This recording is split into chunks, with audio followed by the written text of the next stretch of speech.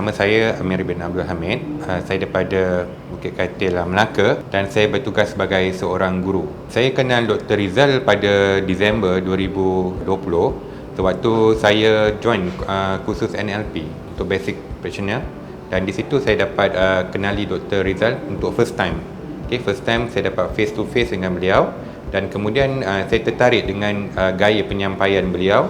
And then saya daripada situlah saya mula join satu demi satu kelas berkenaan dengan otak dan sebagainya, dan hingga ke hari ini alhamdulillah saya dah join, boleh dikatakan lebih daripada 7-8 program beliau, sama ada kelas yang berbayar ataupun percuma. Perubahan yang paling wow yang pernah kami satu keluarga buat adalah tukar cara pemakanan. So bila kami tukar cara pemakanan, alhamdulillah sebenarnya kita ni makan tu bila perlu, kan kita hidup untuk makan kan. Jadi bila kita dah belajar ilmu daripada Dr. Rizal ni, kadang-kadang kita lihat makanan tu menarik kan, macam sekarang ni kan, zaman sekarang kan pelbagai makanan viral, warna dan sebagainya. Tapi sebelum saya masuk kelas Dr. Rizal, kita tertarik nak cuba perkara-perkara yang viral. Tetapi bila kita dah belajar, kita dah tahu, boleh dikatakan, saya cakap terus terang, di rumah saya tidak ada gula, tidak ada susu pekat, tidak ada tepung. Kita hanya menggunakan produk yang Dr. Rizal keluarkan. Dan di samping tu, kami satu keluarga bila makan di kedai, kami tak order air. Jadi memang pelik lah, memang pelik. Orang kata betul ke makan tak minum air? So itu adalah realiti yang paling ketara lah dalam kehidupan kami sekeluarga. Macam saya seorang guru, jadi boleh dikatakan saya tak pernah ambil cuti. Selama 2 tahun ni tak pernah MC, tak pernah cuti. Dan bila kita berbual dengan rakan sekerja yang lain, mereka kata normal lah, kita manusia mesti akan sakit, mesti akan sesama demam, kena ambil MC. Itu pada pendapat dia, pemahaman dia. Jadi macam saya kata kita tidak perlu untuk sakit, sebab anak saya pun bila saya train, alhamdulillah dia pun tak ada MC, dia pun tak adalah macam orang lain demam, sesama. So kita dapat rasa bahawa perubahan hidup tu memang ketara sangat. Itu dari segi kesihatan. Kemudian dari segi ilmu, kita dapat bezakan antara ilmu kita dengan orang lain, pemahaman kita lah. Jadi di situ kita akan cuba avoid benda yang tak perlu, dan kita hanya ambil perkara yang perlu.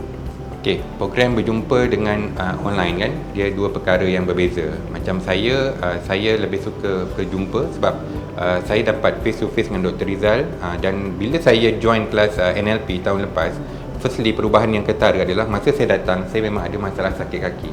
Jadi di situ saya mula kenal walking waktu pagi. So setiap pagi saya akan paksa diri saya untuk walking bersama Dr. Rizal, dan mesti sebaris dengan dia. Jadi di situ kita akan tengok cara dia melangkah, kita akan cuba untuk generating behavior sama, copy paste lah kan.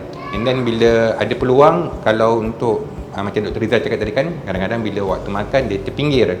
Tapi pada waktu tersebut bila saya tengok tak ada orang nak dengan dia, so saya akan cuba duduk, cuba diskusi dengan beliau, dapatkan ilmu-ilmu daripada beliau. Dan saya lihat di sini adalah ada kalanya di depan public dia akan share pelbagai ilmu, tetapi ada ilmu-ilmu rahsia yang dia tidak akan kongsi, kecuali seseorang tu kalau betul bersungguh nak, orang tu kata orang kenalah berjumpa dengan guru, duduk minta, boleh dia akan dapat lah.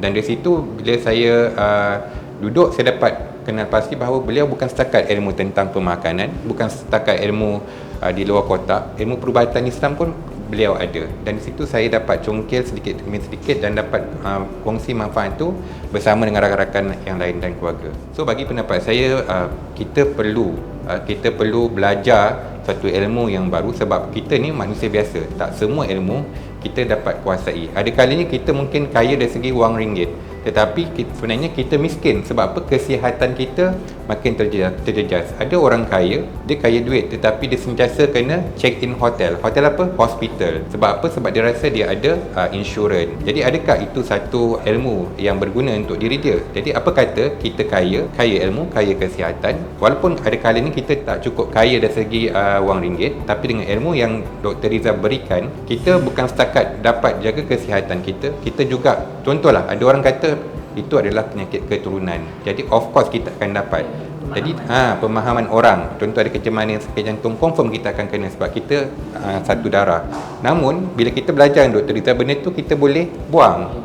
Kita tak semestinya kalau mak ayah kita ada kencing manis, kita pun akan kencing manis. Kita yang tentukan kehidupan kita. Jadi anda di luar sana yang masih lagi belum dapat pengetahuan tentang ilmu yang Dr. Rizal share, cuba anda masuk, ya. Umpama macam saya tak kenal Dr. Rizal, saya masuk, saya kenal ilmu NLP, saya gunakan terapi ataupun pattern-pattern yang beliau ajarkan, dan dari situ saya cuba join kelas-kelas yang lain, dan alhamdulillah dari situ saya rasa wow banyaknya sebenarnya ilmu yang aku tak tahu pun.